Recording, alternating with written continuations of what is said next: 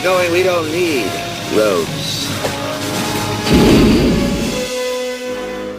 This is your host Joey Cruel, and you are listening to Relentless Flashbackin. In every episode, I will time travel to explore a year, And I'll talk about its historical events, stuff, toys, cars, TV, movies, and music. You'll find Relentless Flashbackin on Mixcloud, YouTube, Facebook, Instagram, and Twitter. With this episode, I'll talk about 1996. The 90s were an awful decade, the beginning of a never-ending journey through hell. Yes, there was something remarkable, but for sure, 1996 shows how the last 29 years have been heinous and empty.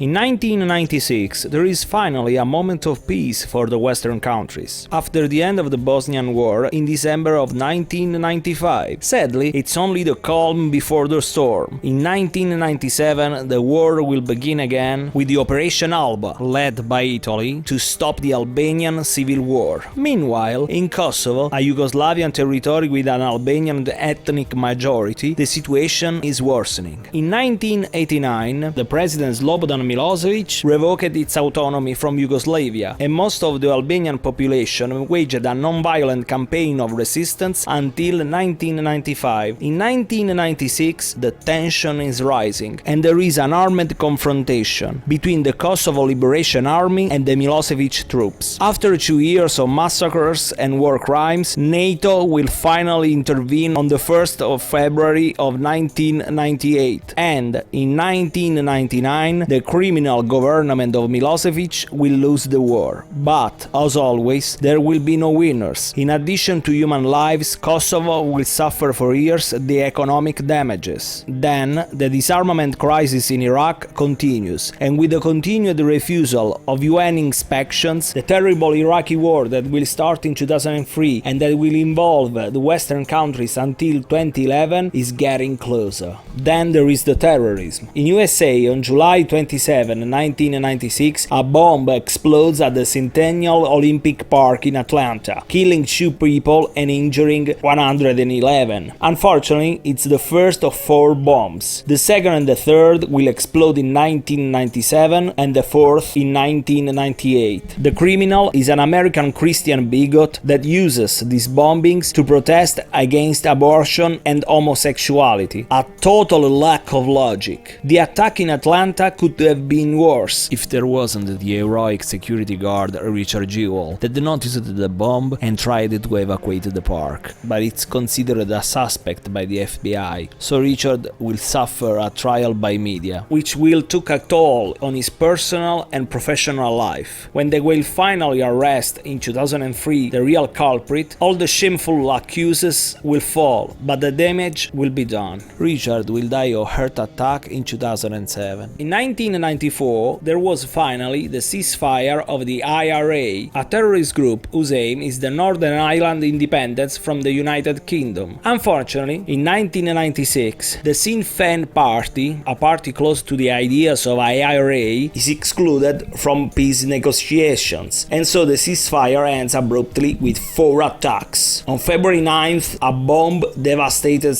London, causing over 150 million pounds of damage, killing 2 people and injuring more than 100. The other attacks will take place on 15th of June in Manchester, on 28th of June in Osnabrück, Germany, and on the 7th of October in Lisbon, Northern Ireland. After these 4 attacks, finally, in 1997, there will be a hopefully definitive ceasefire. Beyond these attacks, in Portadown, Northern Ireland, the usual annual Protestant parade unleashes a series of clashes and riots across the nation. On December 3, in Paris, France, a bomb explodes in the subway, killing 4 people and injuring 170. Behind the bomb, there is another delusional group, the armed Islamic group of Algeria, who think that violence can solve something. Then there are the school shootings. In 1996, there are 6 school shootings in USA. The most serious is the one that happens at the Frontier Middle School, with 3 dead and 1 injured. And then there is something really alarming. The culprit is only 14 years old. On the 2nd of February, the 14 years old, with his father's guns, kills the algebra teacher and 2 students and injures another one. Then, John Lane, a teacher and a coach, approaches the classroom upon hearing the gunshots and volunteers as an hostage only to disarm the boy. Behind this terrible act, there is a child squeezed between too many problems without anyone helping him. At school, the bullies, and at home, a situation that degenerated more and more. First, the divorce, and then a depressed mother with suicidal tendencies. A really bleak situation. This year, there is a school shooting also in Great Britain. In Dunblane, Scotland, a wretched man enters the school and opens fire, killing 16 5-year-old children and a teacher, and injuring 15 more children. The massacre ends with the suicide of the madman. In response, 2 new firearms acts will be introduced in 1997, which outlawed private ownership of most handguns in the United Kingdom. In Ireland, Veronica Guerin, a journalist who was investigating on drug trafficking, is murdered by drug lords. Following the murder, the parliament enacted the Proceeds of Crime Act that allows the government to seize assets purchased with money obtained through crime. In Germany, one of the most disastrous airport fires takes place at the Düsseldorf airport, killing 17 people. The fire is caused by a series of safety wrongdoings, because they have to save their god, money. And of course, since they are rich, nobody will be charged for the murders. The Great Britain is at the center of the mad cow disease, a disease discovered in 1986 that has become more prominent in the recent years. The disease is something totally new and dangerous for humans, given the fact that the infection occurs through food. It's clear that it is due to how the cattle were fed. The unnatural feed contains even meat and bones. The British meat is banned by the European Union until 2006. In the south coast of Wales, the Sea Empress tanker is pushed off its course by the current, hits some rocks, and pours its lethal load into the sea. This area was rich in marine and terrestrial fauna, and it was one of the most important and delicate areas for the protection of many animal species. The ecological and the economic damage is immense, and it's another disaster dictated by uncontrolled capitalism and limitless greed. As for the mad cow disease, I need 6 more minutes to end the news section of 1996, but for now let's take a break with some music. After the elaborate 1992 album, The Triumph of Steel, Manowar returns with more direct songs, and they publish in this year the masterpiece Louder Than Hell. Along the singer Eric Adams and the bass player Joey DiMaio, there is the return of Scott Columbus on drums and the newcomer Carl Logan on guitar. The combination is powerful and cocky, and Manowar plays a bombastic and arrogant epic metal, regardless of the current fads. Ken Kelly, one of the most spectacular modern artists, is the author behind the Manly cover. His association with Manowar isn't new, since he was behind many of their covers. The cover is clearly inspired by the epic world of Conan, created by Robert Erwin Howard, and it shows only a part of the painting, because the booklet is a poster that, unfolding, shows the arrogant and testosteronic complete masterpiece. The warrior is breaking the chains, and it's ready to kick ass and take names. According to me, it symbolizes hard rock and heavy metal that are finally free. They are laughing on the grunge grave, and they are ready to come back after a journey through hell. Hard rock and heavy metal were wounded, but they will return in full force at the end of the 90s, and this album is one of the first signs of the hell that hard rock and heavy metal will bring again on Earth. Courage, Brothers of Metal, and Number One were written in 1986, and luckily they are finally recorded and they are shining in this amazing album. Now let's listen to the Gods Made Heavy Metal, and let's scream, the enemies of metal we can't forgive.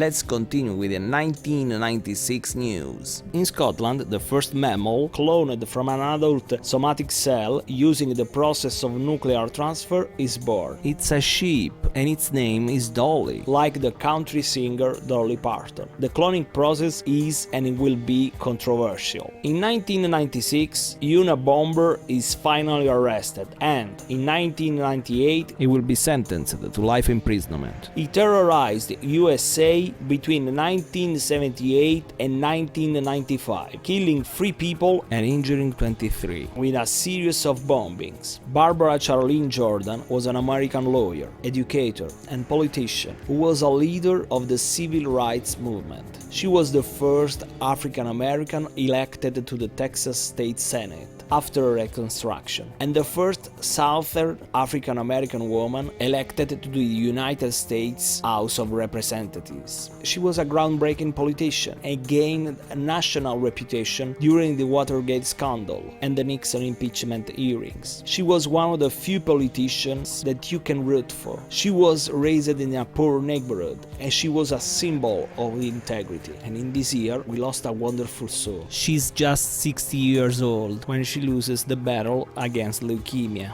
Sadly, it's not the only amazing soul that we lose this year. Carl Sagan was an astronomer and a cosmologist, and was a famous science communicator with its unforgettable 80s TV series Cosmos, A Personal Voyage, the most widely watched TV series on PBS. He was concerned about Earth, environment, and peace, as we can read in the book Pale Blue Dot, A Vision of the Human Future in Space, published in 1994. A title inspired by the famous 1990 photos from Voyager 1 called Pale Blue Dot, where the Earth is just a bright pixel when we watch it from billion miles away. This photo was taken thanks to a Sagan advice. On the 20th December of 1996, Carl Sagan loses his battle with a form of cancer, and we lose a brilliant and kind human being. The games of the 26th Olympiad is held in Atlanta from July 19th to August 4th. It's a special event, since the first modern Olympiad was held 100 years ago in Athens in 1896. This is the 6th time that the games take place in the United States. The last time was in 1984 in Los Angeles, but this time the USA organization is heavily criticized. There is too much crowd in the Olympic Village, the quality of food is controversial as the transportation, and the Coca-Cola, with a monopolistic role, helped the atmosphere of commercialism. At least the aftermath wasn't a disaster as in many other games. Maybe the Atlanta Games aren't at the level of 1984 Los Angeles Games, but they are financially viable. They will have a positive economic impact on the city, and most of the facilities constructed for the games will still be used in the future. Before 1996, managing HIV was a burden for patients.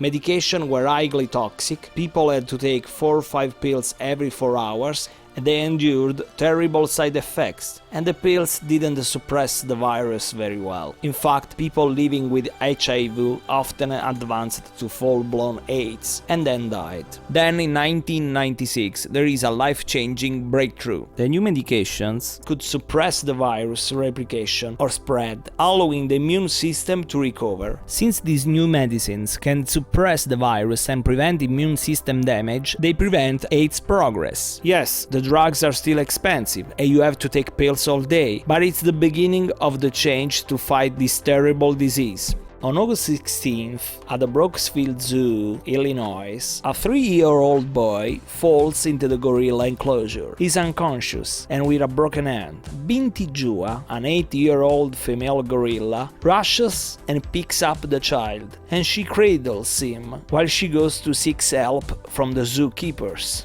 The little child is safe, thanks to this caring gorilla. Antirodos was an island in front of the port of Alexandria, in Egypt. There was 2 temples and a court palace, and they were used also by Cleopatra. The construction of the island took place in 250 BC, and around the year 365 AD was hit by a tsunami caused by an earthquake and sank. Only in 1996, the French expedition guided by Frank Goddio manages to discover this island. The expedition will last until 2003 and it will discover many submerged artifacts for years. The Galileo spacecraft, launched in 1989, arrived near Jupiter in 1995, and in this year it makes several flybys around Ganymede, Europa and Callisto, Jupiter's satellites. On December 4th, the Mars Pathfinder is launched by NASA, and it will arrive on Mars on the 4th of July of 1997. The spaceship is made of 2 parts: a lander, renamed the Carl Sagan Memorial Station to honor the late Carl Sagan, and a small robotic Mars rover, named Sojourner, equipped with 3 cameras built by Kodak. The mission will be accomplished, and it will last more than expected, 3 months instead of 1. It will demonstrate that it is possible to accomplish cheaper and faster missions. My advice for 1996 books is My Many Colored Days by Dr. Seuss. It's published 5 years after his death, but it was written in 1974 with a specific desire to have a different illustrator than himself. In fact, it's the only book by Dr. Seuss who doesn't feature his classic illustrations. Instead, it features paintings by Steve Johnson and Lou Fancher. The National Education Association will place the book among the 100 best books for children. Prong is a very special band with a sound that is hard to define, since it's a mixture of hardcore and thrash metal seasoned with industrial influences. Since 1999 they delight us with masterpieces, and in 1996 they released their Temporary Testament, Rude Awakening. In the mid-90s, industrial metal is the flavor of the month, and is getting its 15 minutes of glory. Historic groups like Ministry, Killing Joke, 9 Inch Nails and White Zombie are certainly benefiting from this exposure, but it's also true that the bands that will be more under the spotlights are those that can be classified as industrial rock. They will be associated with metal only for some distorted guitar and a fake transgressive image. A striking example is Marilyn Manson, the classic 90s example of something that is all talk and no action, a classic example of a pre-cooked and fake rebellion. It could be the right time for Prong to collect what they worked hard for in these years. Instead, they continue to find only closed doors, and in 1996 the label dumped them. So Prong decided that enough is enough, and they break up, in a state of frustration and disillusionment. This underlines that the 90s are an hard time not only for the genres that were famous in the 80s. The 90s are an hard time for most of the bands, especially the ones that has a strong identity. The Lethal Trio, composed by the singer and guitarist Tommy Victor, Ted Parsons on drums, and the great ex-Killing Joke Paul Raven on bass, before the goodbye release an incredible masterpiece. Rude Awakening can be considered a concept album, because it's all focused on the bitterness of a rude awakening, the moment to understand that the dream is over, that the delusion time is over, and that there is no room for bands like them in the 90s. The cover already explains everything, with this atmosphere of a Soviet defeat with some soldiers that seems to withdraw in the snow. Just read the title track lyrics. Another Rude Awakening, the hard life that's been our school, somehow got to learn to accept the rejection. Luckily, Prong will be reborn in 2003. The music scene needs great bands like them, because people like them are not losers like the grunge idols, who made self-pity their favorite sport. Prong will go to hell only to regroup and to come back fiercer than ever. With this album the episode ends. In the next episode I'll talk about stuff, toys and cars from 1996. Please subscribe to the channel and follow the show on Facebook, Instagram and Twitter. If you want to give your support, please visit Patreon. And remember that you can find a t-shirt for every year on Teespring. Relentless Flashbackin is easy to find because the name is unique all over the web. And now, from Rude Awakening, here is Prong with Dark Signs, a perfect song to describe this 1996. Stay outrageous, stay larger than life, Romeo, Foxtrot, Bravo!